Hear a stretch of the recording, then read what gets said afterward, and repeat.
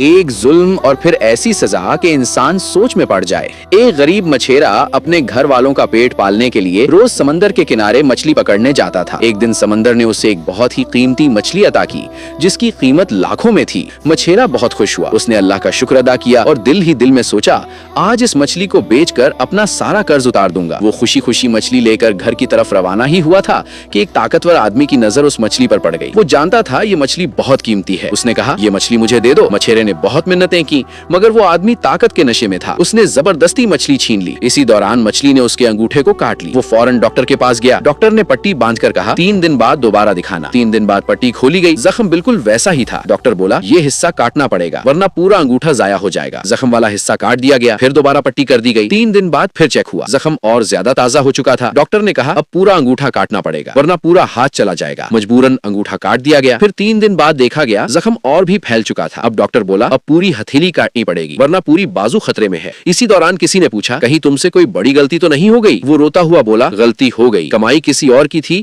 اور کھانا میں چاہتا تھا۔ لوگوں نے کہا جس پر ظلم کیا ہے اسے ڈھونڈو، اس کے قدموں میں جا کر معافی مانگو۔ وہ ڈھونڈتا ڈھونڈتا اسی غریب مچھیرے کے پاس پہنچ گیا، اس کے قدموں میں گر کر بولا تم نے ایسا کیا کر دیا؟ کون سی تانترک ودیا لگائی کہ میری یہ حالت ہو گئی؟ مچھیرے نے سکون سے کہا میں کوئی جادو یا تانترک ودیا نہیں جانتا، میں نے تو صرف اوپر والے سے اتنا کہا تھا، اس نے مجھے اپنی طاقت دکھائی ہے، اے اللہ تو اسے اپنی طاقت دکھا دے۔